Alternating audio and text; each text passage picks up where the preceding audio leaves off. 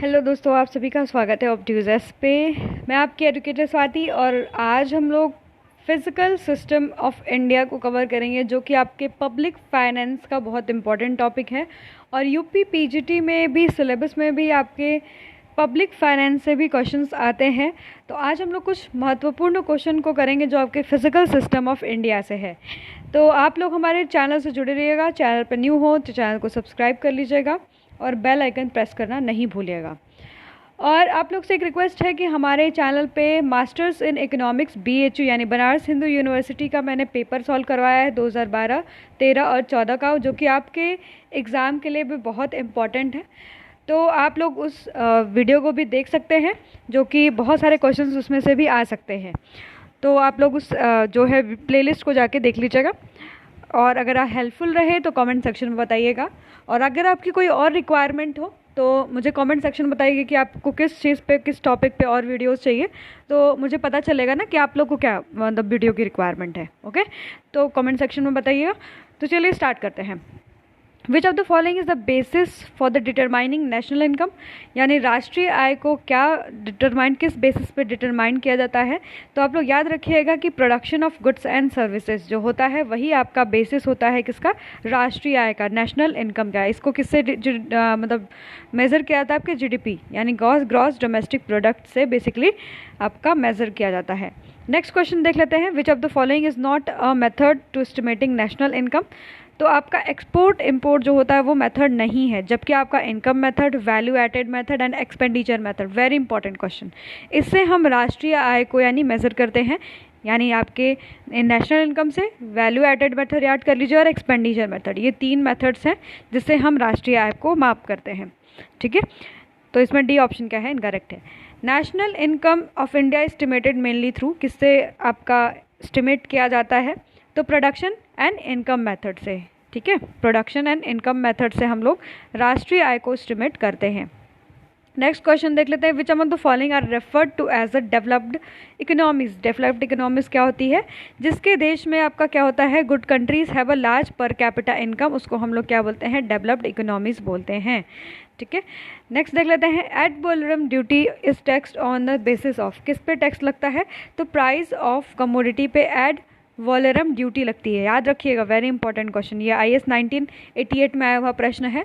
इसमें क्या है देख लीजिए कि एड वॉलरम ड्यूटी जो टैक्स लगता है वो कहाँ पर लगता है, आपके प्राइसेस ऑफ द कमोडिटी। मान लीजिए कोई 5 रुपये की कमोडिटी है तो उस पर कुछ ना कुछ आपका एड वॉलरम जो होता है ड्यूटी लगा जाता है। ओके, नेक्स्ट क्वेश्चन देख लेते हैं। Which among the following statement with regards a statutory liquidity ratio, तो कौन सा इसमें सही है, तो आपका ऑप्शन जो है सी सही, यानी सेकंड एंड थर्ड जो होगा वो करेक्ट होगा। सेकंड एंड थर्ड है क्या, देखिए, SLR is maintain by the bank with themselves. SLR जो होती है बैंक खुद के साथ रखती है, and SLR restrict the bank leverage to pumping more money in the economy.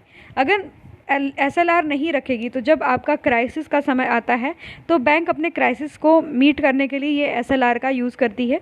तो ये भी आपका, और बैंक खुद के साथ ही अपने साथ ही SLR को रखती है। जो स्टैट्यूटरी लिक्विडिटी रेशियो होता है, एक अमाउंट होता है जिसको बैंक अपने पास मनी के फॉर्म में रखती है। जब लोगों को डिमांड होगा मनी को तो उसका लोग यूज़ करते हैं। ओके, तो ऑप्शन सी क्या है, करेक्ट है। Which among the following is not true about the vote on account. ये है कि आपका बैंक PO 1991 में आया हुआ है। ये है क्या, vote on account. It is a budget represented in parliament to cover its deficit left by the last budget, यानी एक ऐसा बजट जो कि पार्लियामेंट में प्रेजेंट किया जाए और उसमें क्या होता है, कवर करा जाता है जो डेफिसिट होता है ना।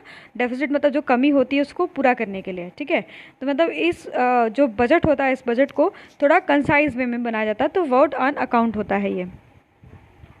लास्ट बजट में जितना भी डेफिसिट रहता है उसको इसमें कवर किया जाता है। क्लियर, तो नेक्स्ट देख लेते हैं question. Consider the following statement. The repo rate is a rate at which the bank borrow the money from the RBI, पहला आपका ऑप्शन है। सेकंड है आपका the value of 1 from the Gini coefficient in the country implies that there is a perfectly equal income everywhere in the population. तो इसका आपका सिर्फ 1 कम हो, आपका मतलब सही होगा।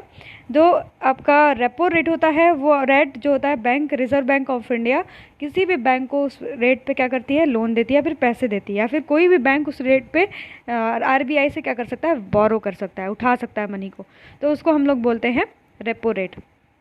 ठीक है। तो गिनी कोफिशिएंट का ये कॉन्सेप्ट गलत है, ये इनइक्वालिटी को बताता है किसी देश में कितनी इनइक्वालिटी है। तो इस जो आपका गलत दिया है ऑप्शन वो गलत था। The system of budget was introduce in India vice royalty of, किसने आपका किया था? कैनिंग ने। ठीक है, कैनिंग के द्वारा जो है आपका जो बजट इंट्रोड्यूस किया गया था इंडिया में, याद रखिएगा कौन से वायसराय थे आपके, तो ये थे कैनिंग। ठीक है। Which among the following statement is correct, कौन सा करेक्ट है आपका statement? Fiscal responsibility and budget management act concern, किससे कंसर्न होता है? तो ये आपके फिजिकल एंड रेवेन्यू डेफिसिट से कंसर्न रखता है आपका fiscal responsibility budget management act. ठीक है, FRBMA। ठीक है, इससे आपका मतलब फिजिकल एंड रेवेन्यू डेफिसिट से रिलेट करता है। Okay. Temporary tax levied to obtain additional revenue is called, उसको हम लोग क्या बोलते हैं? तो सरचार्ज, यानी जो टैक्स टेम्पोरेरली लगाया जाए, ठीक है, एडिशनल रेवेन्यू कलेक्ट करने के लिए उसको हम लोग क्या बोलते हैं? सरचार्ज बोलते हैं ना। सरचार्ज लग गया, क्यों लग गया? क्योंकि आपका टेम्पोरेरी वो टैक्स होता है, उस पर उसको इमरजेंसी के लिए आपको लगाया जाता है, क्योंकि एडिशनल रेवेन्यू क्या हो? कलेक्ट हो। ठीक है। The tax which is paid by the person on the home the tax is incident is called, उसको हम लोग क्या बोलते हैं? Direct tax. यानी जो इंसान कमाता है उसको वो पे करता है, उसी को हम लोग क्या बोलते हैं? Direct tax. और tax is paid to the by the person whom the tax incident is, direct incident होता है ये आपका उसके इनकम पे, तो आपका डायरेक्ट टैक्स उसको कहा जाता है। The rate of growth of economy is measure in terms of, किसके टर्म्स में मेजर करते हैं हम लोग? नेशनल इनकम, यानी राष्ट्रीय आय के टर्म्स में हम लोग ग्रोथ ऑफ इकोनॉमी बता सकते हैं। अभी हमारे भारत का ग्रोथ रेट जो बताया गया था आपके IMF के रिपोर्ट में कितना रहेगा? 9.5, और नेक्स्ट ईयर आपका कितना रहेगा? 8.5% रहेगा। ओके, ये बताया गया था आपके रिसेंटली रिपोर्ट में। The standard of living in a country represented by, किससे रिप्रेजेंट किया जाता है? तो पर कैपिटा इनकम से ये रिप्रेजेंट किया जाता है। Standard of living of a country represented by the पर कैपिटा इनकम से ये रिप्रेजेंट किया जाता है कि उसकी पर कैपिटा इनकम क्या है, पर प्रति व्यक्ति आय कितनी है, उससे बताया जा सकता है आपका standard of living. Which is the best measure to economic growth of a country, कौन सा सबसे बेस्ट मेजर होता है? तो GDP मैंने बताया था, राष्ट्रीय आय का ये हिस्सा होता है, इसी से मेजर किया है। तो सबसे बेस्ट जो होता है वो आपका GDP होता है, जिससे हम आपके देश की इकोनॉमिक ग्रोथ को बताते हैं, यानी आर्थिक वृद्धि को बताते हैं GDP के द्वारा। ओके। सिंस 1951 इन इंडिया, तो इसमें क्या दिया है? National income has increase but per capita income has decrease. दूसरा आपका ऑप्शन दिया है national and per capita income both are increase fast. National income increase per capita income also increase but a slow rate, ये सही है आपका। तो इसमें क्या होगा? राष्ट्रीय आय तो बढ़ी है, पर जो पर प्रति व्यक्ति आय है वो इंक्रीज हुआ है, पर स्लोअर रेट से। किसके? नेशनल इनकम तो इंक्रीज कर रही है काफ़ी ज़्यादा रेट से, पर ये आपका स्लोअर रेट से है। कौन? पर कैपिटा इनकम, यानी प्रति व्यक्ति आय। Which among the following expenses do not require the sanction of parliament, कौन सा जो आपका एक्सपेंसेस है जिसे सैंक्शन नहीं चाहिए आपके पार्लियामेंट से इसका? तो आपका हो जाता है ऑप्शन सी। ऑप्शन सी में दिया है फर्स्ट एंड सेकंड, यानी salary and allowances of president and CAG, controller auditor general of India जो होता है। और नेक्स्ट है डेप्ट चार्जेस ऑफ द गवर्नमेंट, है ना, जो डेप्ट लिया है उसने उधार लिया है उसको सैंक्शन नहीं करवाना पड़ता है पार्लियामेंट से, याद रखिए। Salary and allowances of president, जो आपका राष्ट्रपति होता है उसकी जो सैलरी है और जिसको भत्ता दिया जाता है वो आपके सैंक्शन नहीं करवाया जाता है आपके संविधान से, ठीक है, पार्लियामेंट से। एंड कैग का जो सैलरी होता है, अलाउंस होता है, वो भी नहीं सैंक्शन कराया जाता। प्लस डेप्ट चार्जेस, जो गवर्नमेंट ने डेप्ट लिया जितने चार्जेस उसको पे करने पड़ते हैं वो भी सैंक्शन नहीं करवाया जाना पड़ता है। तो ये आपका ऑप्शन हो जाएगा C correct. Okay, next question देख लेते हैं। Once the demand from for the grants and expenditure of different departments are passed by the parliament, a bill drawn money from the consolidated fund of India for this purpose is called, उसको हम लोग क्या बोलते हैं? Appropriation bill बोलते हैं, ठीक है, अप्रोप्रिएशन बिल बोलते हैं। ये है क्या? Once demand for grant and expenditure of different department are passed by the parliament, अगर मतलब जो डिमांड है, ग्रांट है, अगर उसका जो एक्सपेंडिचर खर्च है वो अलग अलग जैसे डिपार्टमेंट है आपके गवर्नमेंट का, चाहे वो फाइनेंशियल है चाहे डिफेंस है, उसका पास करवा दिया जाता है पार्लियामेंट से, तो the bill drawn money from the consolidated fund of India this purpose is introduce, उसको हम लोग क्या कौन सा बिल कहते हैं? अप्रोप्रिएशन बिल हम लोग कहते हैं, ठीक है।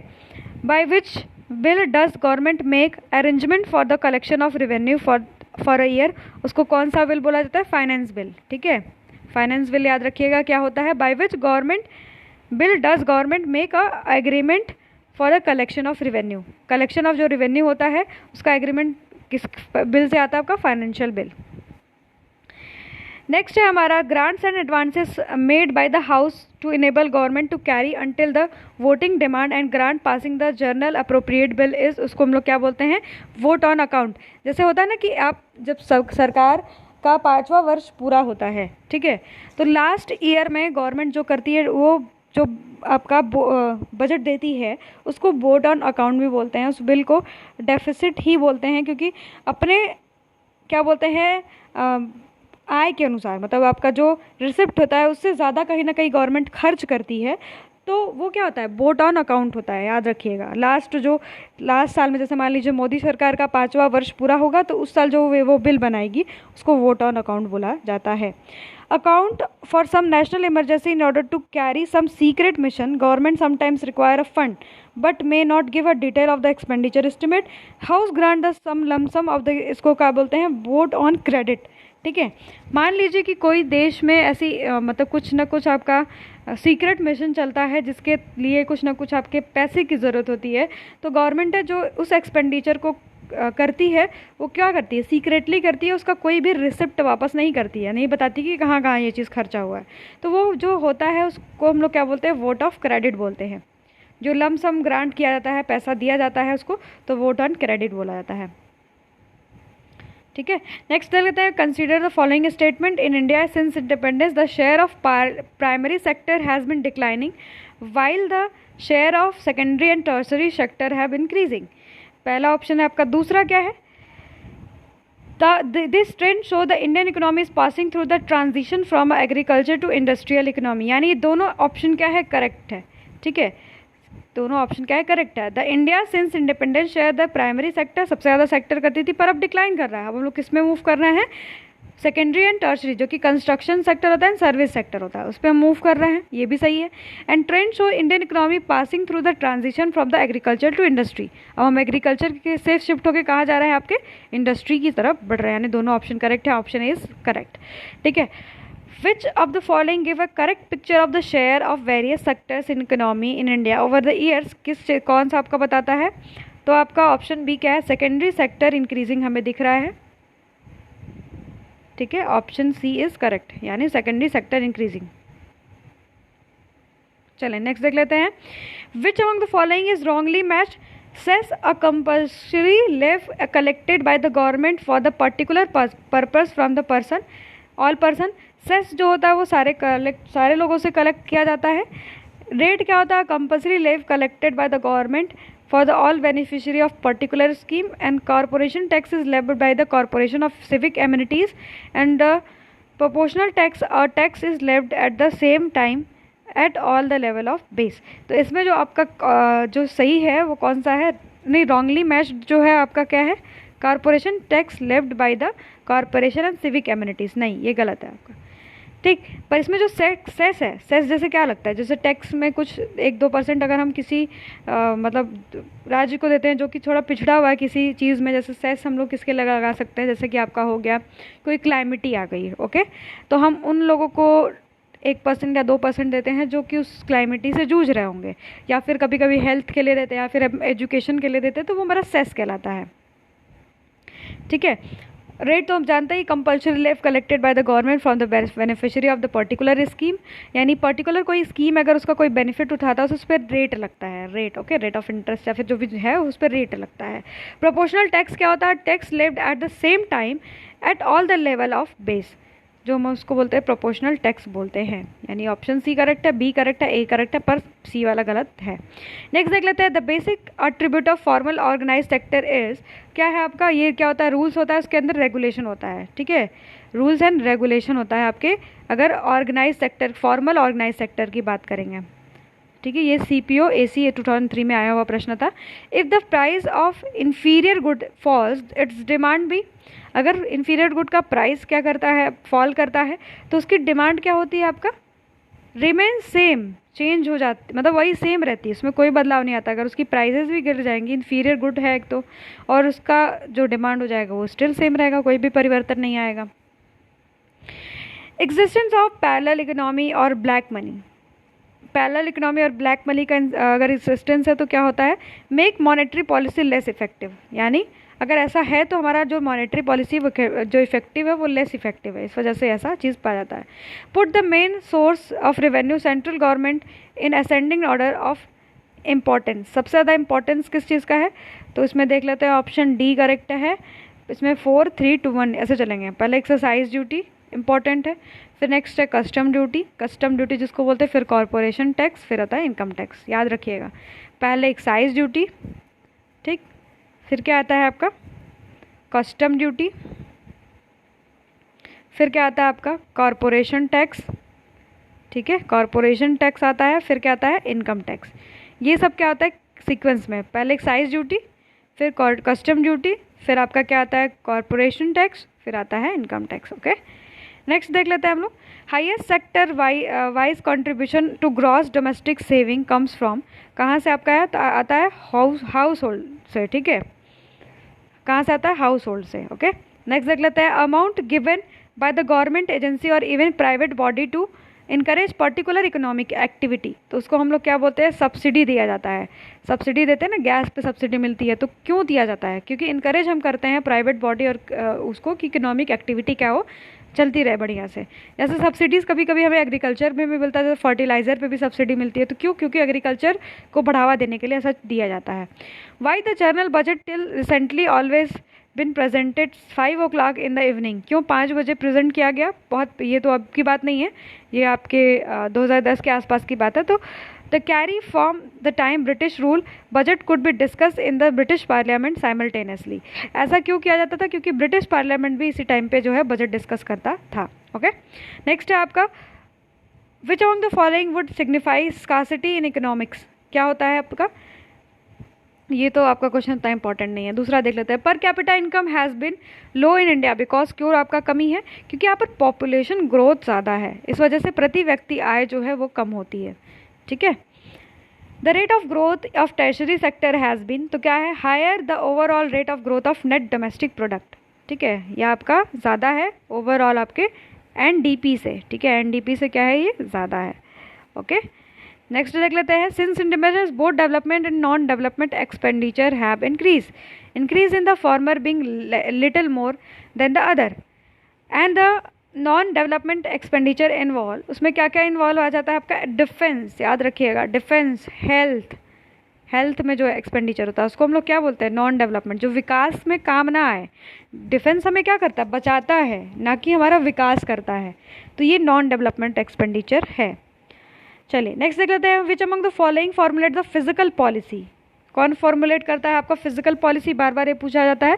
तो मिनिस्ट्री ऑफ फाइनेंस, यानी गवर्नमेंट के द्वारा ये बनाई जाती है, सेबी तो नहीं करता है, ये तो security exchange bank of India है, प्लानिंग कमीशन भी नहीं करता है, और आरबीआई भी नहीं करता। फैक्ट बता देते हैं आपको आरबीआई के बारे में। आरबीआई का स्थापना जो हुआ है 1935 1 अप्रैल को हुआ है, ठीक है, 1935 1 अप्रैल को हुआ है। ओके, और कौन से एक्ट के अनुसार, 34 जो है 1934 के एक्ट के अनुसार आरबीआई रेगुलेशन एक्ट जो है आया था, उसके अनुसार किया गया था, ठीक है। तो ये आरबीआई, ये आपका प्लानिंग कमीशन 1950 में जो है वो बना था। और security exchange board of India जो है आपका इसका जो हेडक्वार्टर है वो मुंबई में 1988 के आसपास ये बना है, एक बार चेक कर लीजिएगा इस फैक्ट को, कभी कभी पूछता है कि सेबी की स्थापना कब हुई है। Which among the following is a regulatory authority for giving clearance to the external commercial borrowing, कौन क्लियरेंस करता है आपका, तो आरबीआई। जो एक्सटर्नल हम लोग क्लियरेंस मतलब जो हम लोग बोरोइंग करते हैं उसको क्लियर कौन करता है, आपकी आरबीआई करती है। Okay, the zero base budgeting in India first experienced form, पहली बार कब एक्सपीरियंस किया गया, तो जीरो बजटिंग जो इंडिया में पहली बार एक्सपीरियंस किया गया वो कब, 1987 में, अप्रैल 1987 में zero base budgeting in India को फर्स्ट टाइम एक्सपीरियंस किया गया। Okay, the prices at which government purchase goods grains for maintaining public distribution system from building buffer stock as known as, उसको हम लोग क्या बोलते हैं, प्रोक्योरमेंट प्राइस। हम जो बफर स्टॉक के लिए या फिर जो प्राइजेस पे हम क्या नाम से आपके किसानों से लेते हैं आपके गुड्स को, या फिर जैसे जो आपका गेहूं हो गया, चावल हो गया, ये सब चीज़ें लेते हैं तो बफर स्टॉक के लिए, पब्लिक डिस्ट्रीब्यूशन को चलाने के लिए, तो कौन सा प्राइस होता है, प्रोक्योरमेंट प्राइस होता है, उस पर हम लोग उसको लेते हैं। Okay, who is the chairman of 13th finance commission? तो कौन थे आपके? विजय केलकर। ठीक है, विजय केलकर जो है 13th फाइनेंस कमीशन के चेयरपर्सन है। आपको फाइनेंस कमीशन भी पढ़ना है 10, 12 और 13। ओके, मैं उसका भी वीडियो आपको अपलोड कर दूंगी, तो जुड़े रहिएगा चैनल से। South Asian free trade agreement is introduce to view levying how much custom duty trading product within the SAARC zone, जो होता है इसका आंसर है आपका नॉन कस्टम ड्यूटी, यानी एक भी कस्टम ड्यूटी इस पर नहीं लगाया जाता है आपके। यानी साउथ एशिया जो ट्रेड एग्रीमेंट है, इसको हम बोलते हैं ऐसे FTA, इस पर आपका जो सार्क जोन के जितने भी नेशन है उसमें इंडिया भी सम्मिलित है और ब्राज़ील भी है, तो इसमें क्या होता है, कोई कस्टम ड्यूटी नहीं लगाया जाता है। चलिए, अब बैलेंस ग्रोथ क्या होता है? बैलेंस ग्रोथ होता है economic pattern on which simultaneous investment are to made. जो बैलेंस ग्रोथ होता है इसका ऑप्शन करेक्ट 4 है, growth on which simultaneous investment made in all sectors for the economy, जैसे एग्रीकल्चर, इंडस्ट्री, ट्रांसपोर्ट, कम्युनिकेशन। एक ऐसा डेवलपमेंट या फिर एक ऐसा ग्रोथ जहाँ पर इन्वेस्टमेंट सारे सेक्टर में किया जाए, चाहे वो आपका एग्रीकल्चर हो, चाहे इंडस्ट्री हो, चाहे ट्रांसपोर्ट हो, चाहे कम्युनिकेशन हो, उसको हम लोग क्या बोलते हैं? बैलेंस ग्रोथ बोलते हैं। Increasing oil pool deficit implies, उसका मतलब क्या है? Increasing gap between international trade and domestic oil prices, तो उसको हम लोग क्या बोलते हैं? इंक्रीजिंग ऑयल पूल डेफिसिट, यानी हमारा जो गैप है international and domestic oil prices में, उसी को हम लोग बोलते हैं increasing oil pool deficit. Dear money क्या होती है? इम्प्लाइज डियर मनी जो आपकी होती है उसमें कौन सी पॉलिसी इम्प्लाई होती है? तो हाई रेट ऑफ इंटरेस्ट। ठीक है, जो डियर मनी होती है उस पर हाई रेट ऑफ इंटरेस्ट होता है। Which among the following is wrongly matched, कौन सा रॉन्गली मैच करता है आपका? Interest rate and physical policy, ये गलत आपका मैच है। इंटरेस्ट रेट बैंक से रिलेटेड है, फिजिकल पॉलिसी जो होता है गवर्नमेंट से रिलेटेड है, तो ये गलत है। और तो आपका सब सही है, चाहे वो आपका एक्सपोर्ट सब्सिडी होता है जो फिजिकल पॉलिसी के अंतर्गत आता है, जनरल प्राइस इंडेक्स इन्फ्लेशन से रिलेटेड है, एंड शेयर मार्केट जो है स्टॉक एक्सचेंज से रिलेटेड है। पर इंटरेस्ट रेट जो होना चाहिए वो आपका किससे होना चाहिए? मॉनेटरी पॉलिसी से रिलेटेड होना चाहिए था। Railway budget India was separated general budget, कब इसको सेपरेट किया गया आपका रेलवे बजट को? तो बहुत इंपॉर्टेंट, मोस्ट इंपॉर्टेंट इसको क्वेश्चन कहेंगे। 1924 to 25 में रेलवे बजट को सेपरेट कर दिया गया जनरल बजट से। अभी फिर मर्ज हो गया ना, एक साथ ही अब दोनों बजट आता है। तो किस ईयर में आपका दोनों एक साथ आता है अब बजट, किस साल में इंट्रोड्यूस हो गया, उसको भी जरा कमेंट सेक्शन में बताइएगा। The recent year the capital outlay for defence services has been, तो इंक्रीजिंग स्टीडली, अब लगातार हम क्या है डिफेंस में खर्च करते आते हैं। 3% हमें प्रीवियस ईयर देखने के लिए मिला था, इस साल कितना है हम आपको बता देंगे। तो लगातार हमें इस चीज़ में डिफेंस में हम क्या कर रहे हैं? एक्सपेंडिचर कर रहे हैं। तो डिफेंस कैसा एक्सपेंडिचर होता है? नॉन डेवलपमेंट एक्सपेंडिचर होता है। Which among the following is the most important item non planned expenditure, कौन सा इंपॉर्टेंट आइटम होता है आपका? Interest payment. Which among the following is true, कौन सा ट्रू है आपका? तो 1, 2, 3 तीनों सही है भाई। इसमें क्या है? Decreasing cash reserve ratio inject high liquidity in the system, सही बात है। CRR जो होता है कैश रिजर्व रेशियो, हम जब किससे लेते हैं? इस रेट से हम जो है RBI से पैसे को उठाते हैं, या फिर कुछ कैश रिजर्व अपना RBI में रखते हैं कि जब हमें अब अनसर्टेनिटी होती है तो हम उस समय से ले सकें। पर अगर ये कम होता है तो हमारे सिस्टम में हाई लिक्विडिटी, यानी हाई मतलब बहुत ज़्यादा पैसा होता है। हाई लिक्विडिटी इन सिस्टम में सॉफ्टन इंटरेस्ट रेट, कहीं ना कहीं लिक्विडिटी ज़्यादा है तो यानी इंटरेस्ट रेट में क्या है? कमी है, ये भी सही है। Higher market borrowing by the government lead the rise in interest rate, अगर ज़्यादा लोग पैसे उधार ले रहे हैं भाई, लोन ले रहे हैं, तो गवर्नमेंट को क्या करना चाहिए? रेट ऑफ इंटरेस्ट को बढ़ा देना चाहिए, यानी इसमें तीनों चीज़ें सही हैं। नेक्स्ट क्वेश्चन देख लेते हैं। One of the problem calculating national income India is correctly is, तो कौन सी सबसे ज़्यादा प्रॉब्लम है आपका? Non monetised consumption. ठीक है, नेशनल इनकम को कैलकुलेट करने में सबसे ज़्यादा समस्या यही उत्पन्न करती है, यानी option C is correct. India's progress has been reasonably satisfied in connection with, किससे होता है? Growth in GNP। ठीक है, नेक्स्ट देख लेते हैं। Which among the Indian economist who had pioneering world national income, किसने आपका ज़्यादा मतलब फोकस किया नेशनल इनकम पे?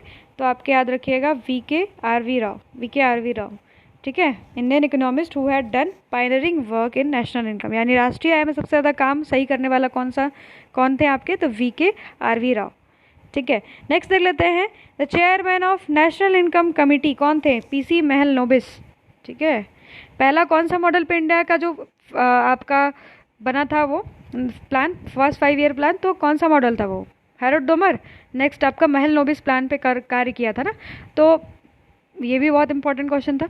तो इसमें जो chairman of national income committee के थे तो कौन थे? पीसी महलनोबिस।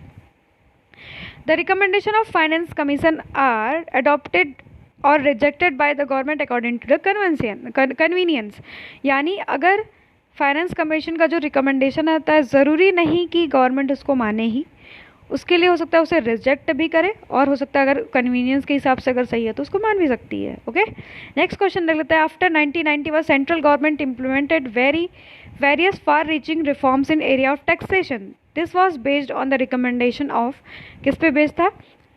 राजा चिल्लाह कमेटी के आधार पे ये था। ओके, चलिए नेक्स्ट देख लेते हैं, बहुत बड़ा क्वेश्चन है, नेक्स्ट देख लेते हैं, ये छोटा वाला ज़्यादा कवर करेंगे क्योंकि 25 मिनट का ऑलरेडी वीडियो हो चुका है। National income in India is compiled by, कौन कंपाइल्ड करता है? वेरी इंपॉर्टेंट क्वेश्चन, इसको कंपाइल्ड करता है सीएसओ, यानी सेंट्रल स्टैटिकल ऑफिस। सीएसओ देता होगा तो उसको कंपाइल्ड कौन करता है?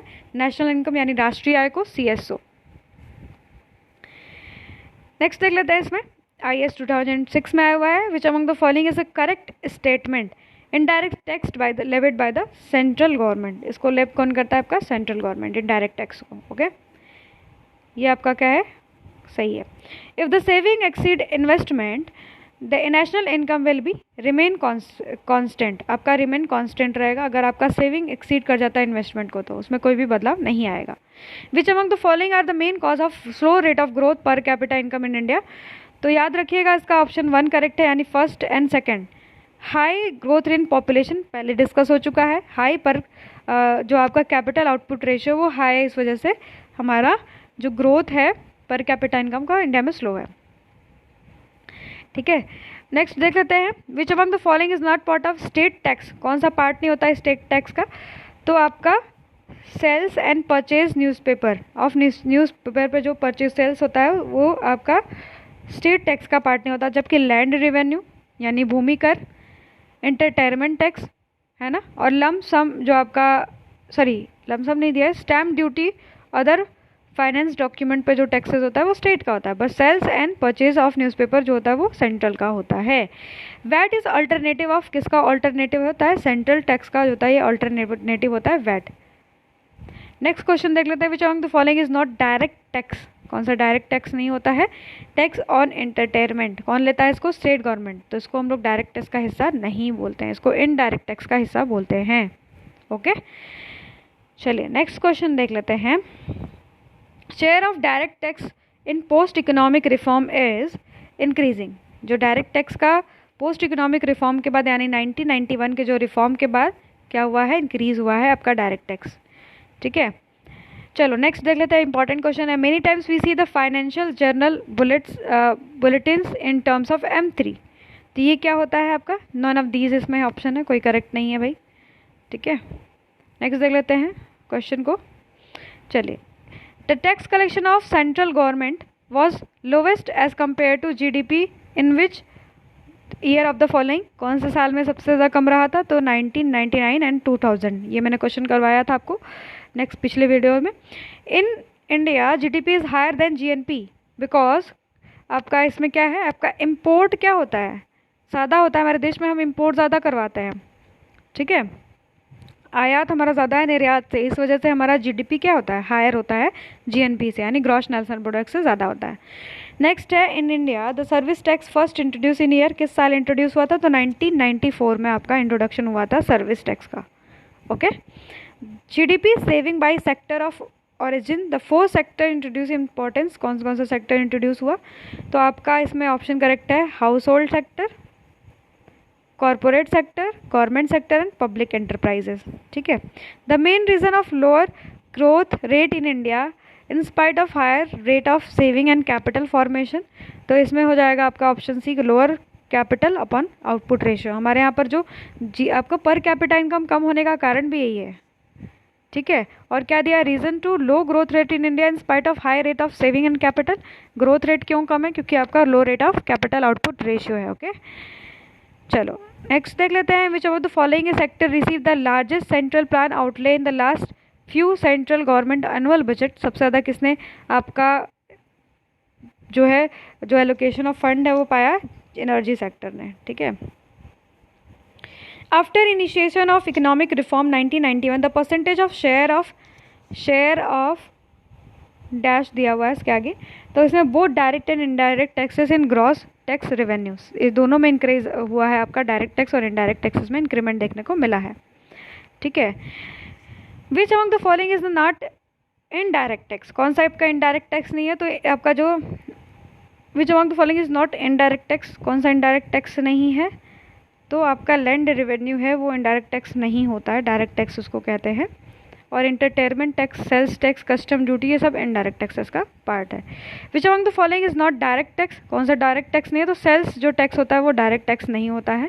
ऑल टैक्सेस कम अंडर किसके अंतर्गत आता है आपका, तो रेवेन्यू रिसिप्ट के अंतर्गत ये सारे टैक्सेस आते हैं, okay.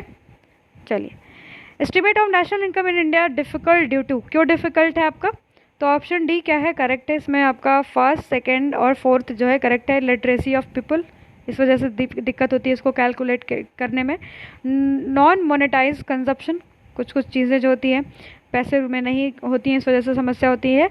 And people holding multiple jobs, बहुत सारे लोग कई जॉब करते हैं, इस वजह से दिक्कत होती है आपके इसको करने में।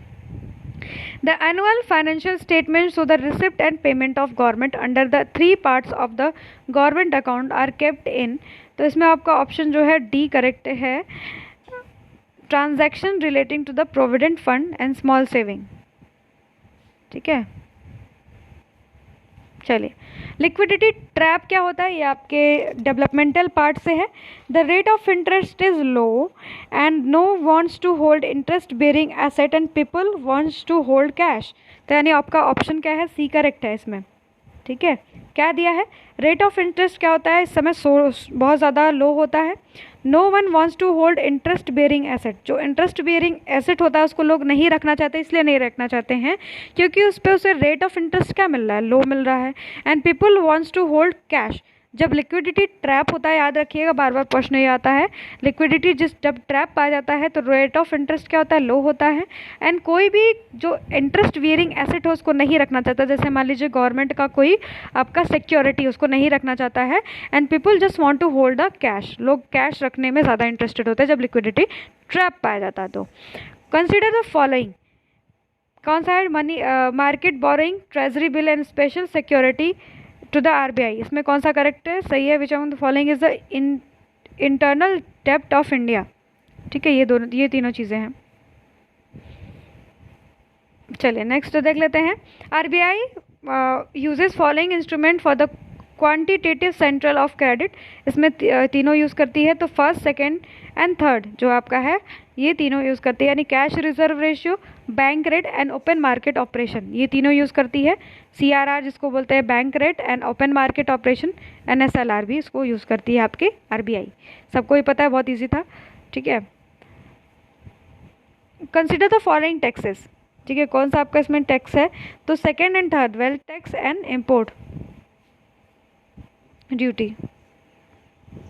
विच of the following is indirect tax, इसमें इनडायरेक्ट टैक्स पूछा है, तो इम्पोर्ट ड्यूटी जो होता है, वेल्थ टैक्स जो होता है हमारा, ये क्या होता है आपका, इनडायरेक्ट टैक्स होता है, ठीक है। नेक्स्ट देख लेते हैं, the tax whose share in overall taxation revenue has gone up rapidly during the planning period is, तो taxation on production जो होता है वो आपका क्या हुआ, सबसे ज़्यादा मतलब उसमें ओवरऑल जो रेवेन्यू है इंक्रीज देखने के लिए मिला था, tax on production. The most appropriate measure of countries economic growth is, तो क्या है, per capita income, economic growth बताने के लिए सबसे अच्छा है आपका per capita income. Can VAT associated with, किससे एसोसिएट करता है आपका, रेट ऑफ इनडायरेक्ट टैक्स से ये रिलेट करता है। Taxes and government expenditure policy dealt under the, किसके अंतर्गत आता है आपका, फिजिकल पॉलिसी, इंपॉर्टेंट है, जो आपका टैक्सेशन होता है गवर्नमेंट एक्सपेंडिचर वो आपके फिजिकल पॉलिसी के अंतर्गत आती है। Deficit financing lead to the inflation general but it can be checked if, तो आपका government expenditure leads to increasing in aggregate supply is ratio of aggregate demand, तो इसमें हम लोग इसको जो है वो कर सकते हैं। ठीक है, तो ऑप्शन आपका क्या हो जाता है, ए क्या होगा, करेक्ट हो जाएगा। ठीक है, नेक्स्ट देख लेते हैं। वैल्यू एडेड टैक्स क्या होता है, इसको हम लोग क्या बोलते हैं, एड वॉलरम टैक्स। ठीक है, वैल्यू एडेड टैक्स को एड वॉलरम भी बोला जाता है। On the domestic financial consumption collected all over all stages between production and point of final sale. इसको प्रोडक्शन से लेके आपका जो फाइनल सेल होता है वहाँ तक इसको कलेक्ट किया जाता है, और जितने भी कंजप्शन होता है ना, कंजप्शन कलेक्ट जो गुड्स होते हैं डोमेस्टिक, उस पर ये ऐड किया जाता है वैल्यू एडेड टैक्स। ठीक है, याद रखिएगा, उसको हम एड वॉलरम टैक्स भी कहते हैं। The main source of revenue to meet different expenditure, तो इंटरनल जो है बोरोइंग से हम आपका जो एक्सपेंडिचर होता है उससे हम मीट करते हैं। ठीक है, नेक्स्ट देख लेते हैं। द ओपन मार्केट ऑपरेशन क्या होता है, selling gilt as security by the government. अपना जो सिक्योरिटी होता है ओपन मार्केट ऑपरेशन में जो होता है आरबीआई वो सेल करता है। Which among the following is the purest state in India, सबसे ज़्यादा पूरेस्ट स्टेट आपका कौन सा है, उड़ीसा। उड़ीसा जो है पूरेस्ट स्टेट इन इंडिया है। गिल्ट एज क्या होता है, ये आपका एक तरीके का बुलियन होता है। ठीक है, इस समय क्या होती है, गवर्नमेंट अपना सारा वो बेच देती है। How does the consumer benefit with VAT, किससे कैसे बेनिफिट लेता है, it removes tax on tax thus reduce price rise. ठीक है, ये इसका ऑप्शन ए क्या है, करेक्ट है। Investment in public work is known as, public work में अगर एक्सपेंडिचर आपका इन्वेस्टमेंट देखा जाता है उसको हम लोग क्या बोलते हैं, कैपिटल एक्सपेंडिचर बोलते हैं। The rising of price in India can be checked through, किसके थ्रू हम चेक करते हैं, तो आपका ये दोनों तीनों ऑप्शन क्या है, करेक्ट है। बजटरी पॉलिसी से हम चेक कर सकते हैं, सही कर सकते हैं, मॉनेटरी पॉलिसी से, एंड इंक्रीजिंग प्रोडक्शन, प्रोडक्शन बढ़ा के भी इसको हम लोग सही कर सकते हैं। Budgetary deficit means, budgetary deficit का मतलब क्या होता है आपका, the total expenditure is more than आपका टोटल रेवेन्यू, जो रिसिप्ट है उससे ज़्यादा आपका क्या हो, खर्च हो, तो उसको हम लोग क्या बोलते हैं, बजटरी डेफिसिट बोलते हैं। Physical deficit in the budget means, इसका मतलब होता है आपका budgetary deficit plus net borrowing of the government. Physical deficit जो बजट होता है उसमें क्या होता है, डेफिसिट प्लस क्या होता है आपका net borrowing of the government, यानी गवर्नमेंट ने कितना बोरो किया और कितना उसका डेफिसिट है। मान लीजिए कि 2% आपका डेफिसिट 2.5% है और उसने 4% की बोरोइंग की हो, परसेंटेज में ही मैं ले रही हूँ, तो ये दोनों मिला के क्या होता है आपका physical deficit in budget means होता है। ठीक है, physical deficit in union budget means क्या होता है, the sum of budgetary deficit and net increase in internal and external borrowing. क्योंकि जो सरकार होती है वो बजटरी डेफिसिट में किससे किससे बोरो करती है, आपकी इंटरनली बोरो करती है और एक्सटर्नली भी बोरो करती है, यानी बाहर से भी, जैसे इंटरनेशनल मॉनेटरी फंड हो गया, इन सब से जो है आपका वर्ल्ड बैंक से क्या लेती है, उधार ले सकती है। Among the structure changes while following is not wholly welcome, तो आपका क्या होता है, the substantial increase in the percentage contribution of public administration and defence to GDP, यानी अगर आप इसमें इंक्रीज करते हैं एडमिनिस्ट्रेशन एंड डिफेंस में, तो एक तरीके से नॉन डेवलपमेंट सेक्टर में आप अपना इन्वेस्टमेंट कर रहे हो, तो वो आपके विकास के लिए आगे काम नहीं आएगा। Net factor income from abroad added GDP given क्या देता है आपका, तो जीएनपी, यानी अगर आप जीडीपी में net income, net factor income from abroad add कर देते हैं तो उसको हम लोग क्या बोलते हैं, जीडीपी आपका जीएनपी जो है बोलते हैं। Gross national income is always more than net national income because it includes, आपका क्या होता है, कैपिटल कंजप्शन अलाउंस इंक्लूड होता है, इसलिए आपका जीएनआई जो होता है, ग्रॉस नेशनल इनकम होता है, हमेशा आपके नेट नेशनल इनकम से क्या होता है, ज़्यादा होता है। ठीक है, ऑप्शन क्या है, बी करेक्ट है। ठीक है, तो आपके 110 तक के क्वेश्चन, मतलब उसमें 4-5 क्वेश्चन मैंने लीव किया होगा, तो मान लीजिए 100 से ऊपर ही ये क्वेश्चन आपके लिए रहे होंगे, और अभी भी इसमें बहुत सारे क्वेश्चन बचे हुए हैं, उसको हम पार्ट सेकंड में कवर करेंगे। तो आप लोग चैनल पर नहीं होगे तो चैनल को सब्सक्राइब कर लीजिएगा, ज़्यादा से ज़्यादा शेयर करिएगा। धन्यवाद।